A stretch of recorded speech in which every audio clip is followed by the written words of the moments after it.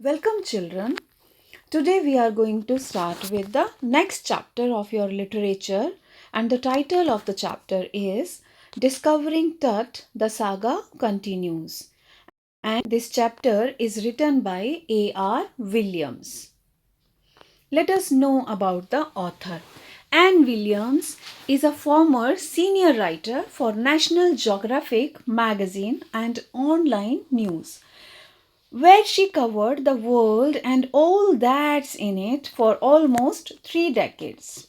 Williams completed her BA in Classical and Near Eastern Archaeology from Bryn Mawr College and MA in West Asian Archaeology with minors in Egyptology and Akkadian cuneiform from the University of Toronto.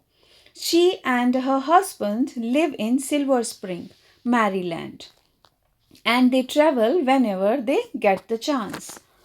Let us know the introduction of the chapter before beginning it. The emperors of Egypt were known as pharaohs.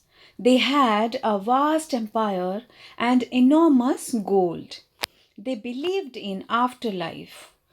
Therefore, they mummified the dead body of the king and buried in a tomb. Beside the dead, they put a lot of treasure and the things of everyday need. These things were meant for use in the next life. These tombs were built up to 26 feet below, and the mummy was put in a gold case. Tut, whose full name is Tutankhamun, became the king of Egypt in about 1334 BC at the tender age of 9 and ruled till 1325 BC. His reign lasted for about 8 years. During his reign, the state flourished and there was all round development, means all round prosperity. What was surprising was that Tut reverted to the practice of old religion. Though his family was devoted to Aten, the sun disk, he showed his respect to the old god Amun and even changed his name from Tutankhaten to Tutankhamun to show his devotion to Amun. Tutankhamun died all of a sudden at the age of 18 or 19. His death is still a mystery. His corpse was mummified as per custom. It was the British archaeologist Howard Carter who discovered in 1992 Tutankhamun's tomb containing his mummified body, artifacts in gold, articles of daily use, and clothes. Most of these things are on display at the Cairo Museum. This interesting account of a great discovery brings home the point that man is always curious to solve past mysteries. It takes us to Egypt, the land of mummies. The discovery of Tut's tomb by Howard Carter, a British archaeologist, in 1922 led to many other archaeological discoveries and researches. Though Carter was quite crude in handling Tut's mummy, but his efforts at least saved the mummy from robbers and thieves, who might have destroyed it totally to extract its golden adornments. It was on 5th January 2005 that Tut's mummy was scanned to know the secret of Tut's sudden death at a young age.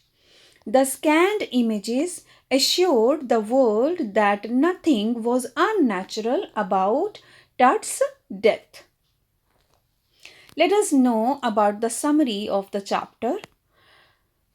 This summary is divided into chunks. So I have taken up into it in that way only. Tut rediscovered after 3300 years. So it was 6 p.m. on January 5, 2005, when the world's most famous mummy, that is Tut's mummy, was taken out of the cemetery for a CT scan. The atmosphere was ominous as dark bellied clouds had scudded across the desert sky all day. Now they were veiling the stars in cascade grey. All afternoon, the tourists had continued visiting Tut's underground tomb. Some of the tourists were seriously reflecting over the curse likely to befall those who disturbed Tut's eternal sleep. So it was a common belief that if someone will disturb Tut's sleep, means his rest in peace, if someone will disturb it, so some curse will fall on that fellow. So some people were thinking about that also, that curse may fall on the fellow who has dug this mummy. Next is discovery of Tut's mummy. It was Howard Carter, British archaeologist, who discovered Tut's tomb in 1922. The tomb still contained jewelry, gold artifacts, wine, clothes, board games, etc. Carter found a shroud adorned with garlands of willow and olive leaves, wild celery, and cornflower. So it indicated that the burial would have taken place in the month of March or April, because these flowers, they were available only in these 2 months. So Carter found the mummified body cemented to the bottom of gold coffin. He had to chisel beneath the mummy to separate it from its gold base. He separated the head of the mummy and every joint, leaving it in very bad condition. In his defense, Carter said that he had little choice, because then he was asked that why he handled that mummy so brutally, that he separated all the parts of the body. So then in his defense he said that he had little choice. If he had not cut the mummy free, thieves most certainly would have circumvented the guards and ripped it apart to remove the gold. Next important portion of the chapter is archaeology. Now and then. In the past, archaeology was a scientific study of human antiquities. But now it is an investigative and scientific study focusing less on treasure and more on fascinating details on life and intriguing mysteries of death. It uses modern tools and medical technology as a part of its investigations. So earlier people were involved in this archaeology only because they were interested in treasures of past. But now it has evolved, and along with treasures, now they are more interested about the secrets of the person whose mummy, whose body that is. Means they want to check that what was the intrigue, what was the mystery behind the death of that particular mummy. So it uses modern tools. Nowadays, archaeology is using modern tools and medical technology even as a part of investigations. Tut's body was x-rayed in 1968 by an anatomy professor. It revealed that Tut's breastbone and front ribs were missing. Its CT scan was done in 2005. But the questions such that how Tut died or what his age was when he died have remained unanswered. Means we couldn't find, with these tests also, we couldn't find the answers of these questions. Tut's lineage and reign. Tut's father or grandfather was a very powerful pharaoh who ruled for almost 4 decades at the height of the 18th dynasty's golden age. His son Amenhotep succeeded him and brought drastic changes during his reign. He promoted the worship of the Aten, the sun disk. He also changed his name from Tutankhaten to Tutankhamun. Moreover, he reverted the worship of old god Amun.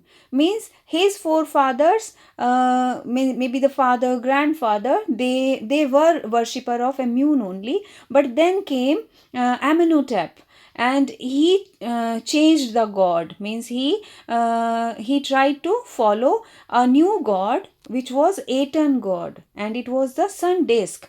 So he followed this Aten god, and he forced people to follow Aten only. And after Amenhotep, then came our Tutankhaten, and then this Tutankhaten, which is our Tut only, he then means he then reverted the whole process, and he started worshipping the god to whom his forefathers used to worship, and it was the god Amun. So he even changed his name, because Aten at the end of his name was a representative of god Aten.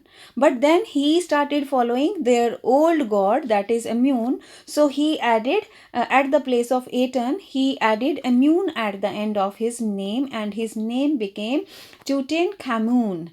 And then he started, means he guided everyone to worship the old god, that is the god Amun. Egyptian Mummy Project. In 2003, an inventory was begun. 600 mummies were recorded. A portable CT scan machine was used for scanning mummies. Tut's mummy was the first to be scanned on 5th January 2005. Ahead in his death as in life. 1700 digital x-rays of his mummy were taken and studied. The study showed that nothing had gone seriously wrong with Tut. Means though he died so young, that is maybe at the age of 18 or 19, but nothing serious had happened to him, and Tut rests in peace in his tomb till now. Now let us know the important character of our this story, and that important character is Tut only. So Tut was a boy king of Egypt. Means at very young age he became king of Egypt.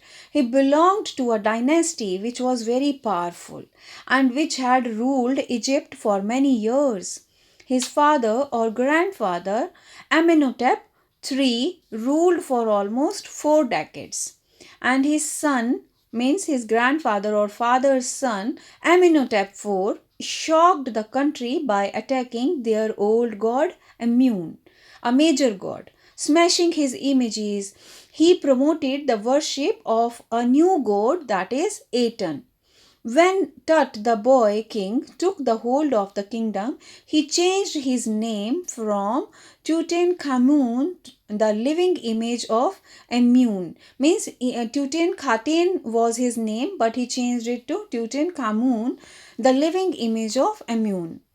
He resorted the old worship of Amun. He reigned for about 9 years or 8 years and then died suddenly. Now let us know the title of the story. The title of the chapter, Discovering Tut, the saga continues, is quite apt.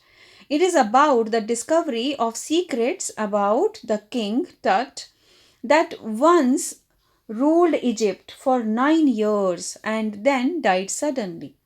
His tomb was discovered in 1922, and the people were curious to know the cause of his death. It was only in 2005 that mummy of Tut was taken out from the tomb for a CT scan, which revealed the truth. So because the whole story revolves around Tut only, and rather rediscovering the truth and the secrets about Tut only, so it is the title is really very appropriate one, that is Discovering Tut, the saga continues. Saga means the story. So here now let us reflect upon the theme of this story. Discovering Tut, the saga continues, underlines the fact that scientific invention is necessary to unearth buried mysteries. Advanced technology can give us conclusive evidence of past events. The secret about King Tut would not have been revealed if there had been no CT scan of his mummy years after his actual death. The chapter also highlights the fact that traditions, rituals, and funerary practices must be respected. Knowledge about the past is useful to supplement the knowledge of the present world we live in. The old world has its own charms. So, this is all about the title and the theme. And as far as the textual analysis of the chapter is concerned, that we will take up in the next lecture. Till then, revise it and learn it. Take care, children.